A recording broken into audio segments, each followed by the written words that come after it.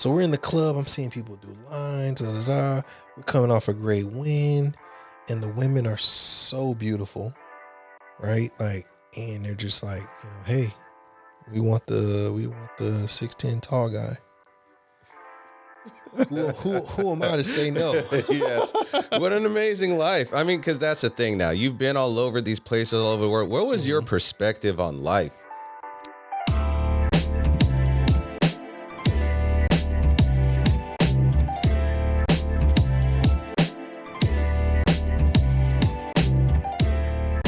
Overall, if you look at your career overseas, like, how would you describe it? Like, how do you feel about it?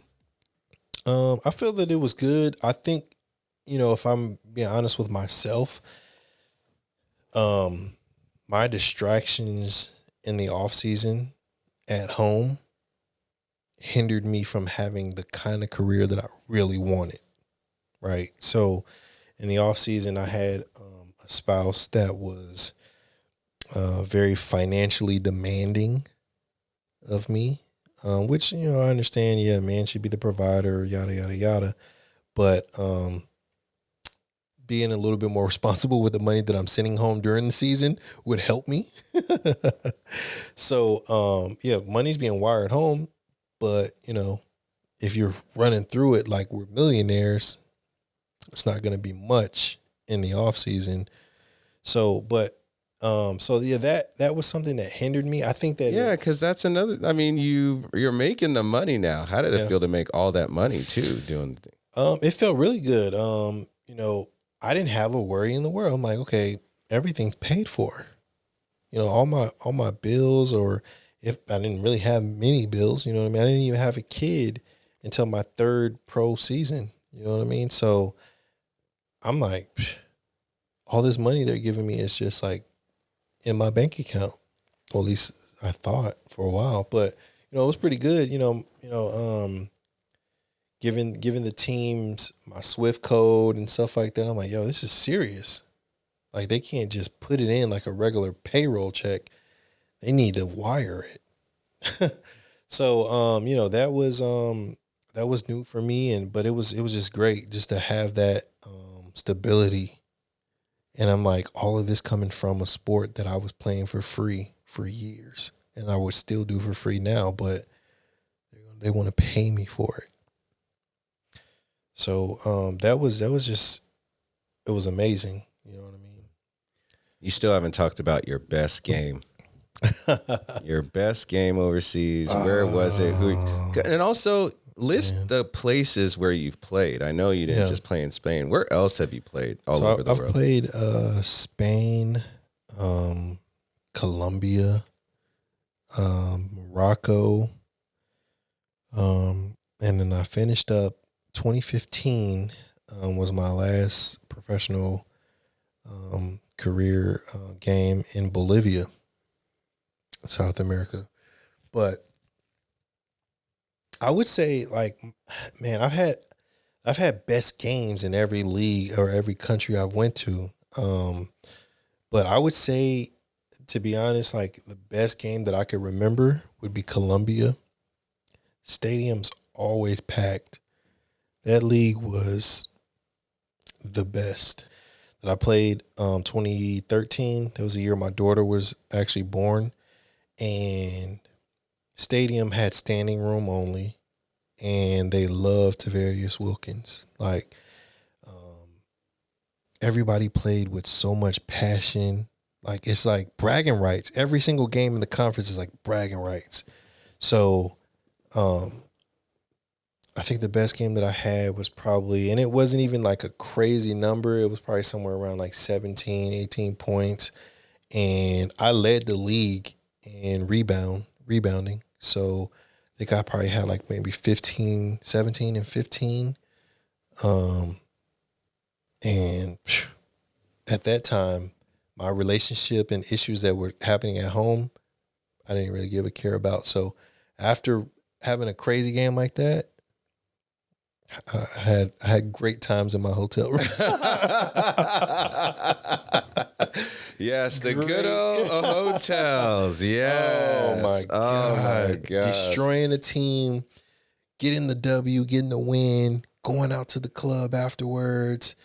And, you know, Colombia is known for like their party nightlife. Coke is like everywhere. A bum on the street is sniffing better pure Coke than people here in the States.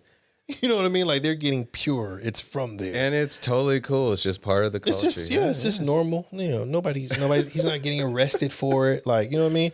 So we're in the club. I'm seeing people do lines. Da, da, da. We're coming off a great win. And the women are so beautiful. Right? Like, and they're just like, you know, hey, we want the 6'10" tall guy. Who am I to say no? Yes. What an amazing life. I mean, because that's the thing now. You've been all over these places all over the world. What was your perspective on life?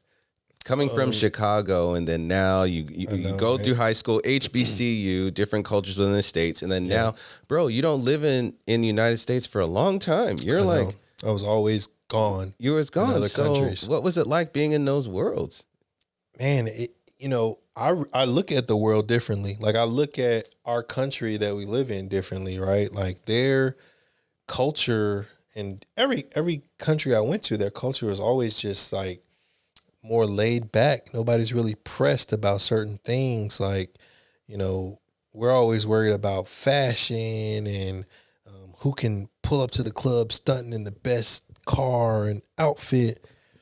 For them, those things are like minuscule. Like for what? Who cares? You know what I mean? So I started to value certain things differently. And I didn't put so much emphasis on what car I drove or what clothes I wore.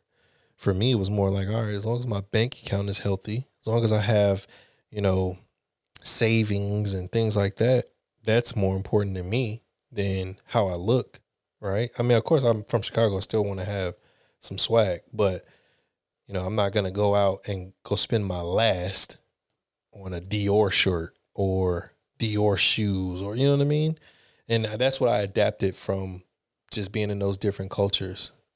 And it's funny because, you know, you go to certain countries and it's like somebody who is a multimillionaire, he won't boast and brag or wear flamboyant clothing to show you that he has it. If anything, he's just like, I don't want to show you. And so I learned those certain things. Yeah. So why is validation when it comes to materials so important to our Black culture? Because, and I think I can speak to that because it's like, we grew up without it. So it's like, if I can afford it as an adult, it validates me to show me like I made it. Even though if you're buying it and you're like, all right, I can buy this $300 shirt that's Dior or whatever, right? Amiri or whatever. It's like, it may be your last, but you can afford it, but it's your last. So it's like, to me, it's stupid, but I get it. It's like when I was younger, I couldn't get it. So to them, it's like, if I can go out around people that I don't know, that don't know me, and I can have this shirt, perception is reality.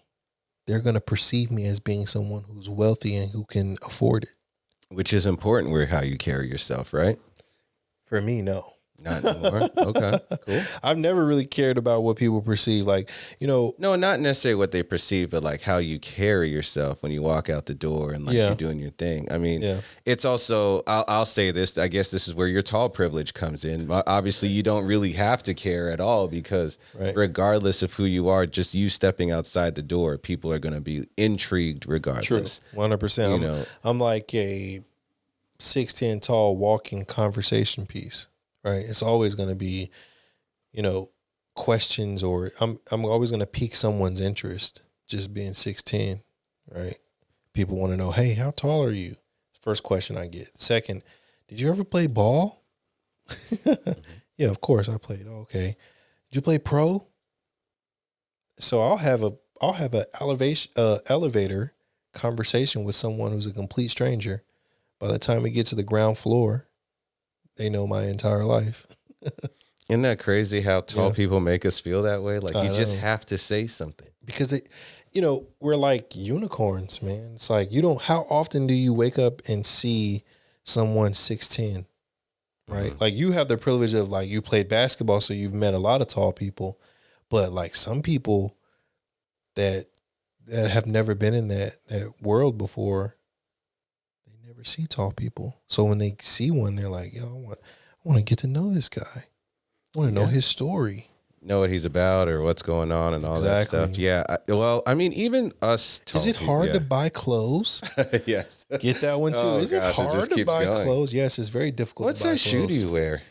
I wear. No, don't answer that. That's what they're saying. Yeah, that's exactly what they say. No, they just everything that they ask. There's so many questions, but I know you probably get it more than I do. But I think being over a certain kind of height already is going to garner that attention, and just it depends how you really deal with it. Some people actually get offended because when we're always asked like, why are you so tall, why are you this and all this, it's like they put you in a box automatically, or put this kind of pressure on you that's not really needed or wanted. But at the same time, after you go through it so much, you have to make a choice to either just say, hey, I embrace it, or you gotta be able to live and be a part of that change that you see within yourself, and want to, actually show who you really are. Yeah, for sure. So, but yeah, I could see how that could be somewhat of a challenge for you, just really growing up and people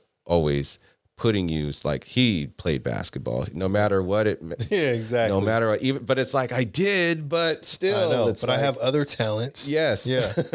Don't just put me in a box of like only basketball. And so like once basketball for me, the challenge of like coming home, dealing with a troublesome spouse, and then I started my family with having my daughter, and I kind of saw like, man, basketball may be difficult for me, right? Yeah. And I don't want to be I didn't want to be a distant father.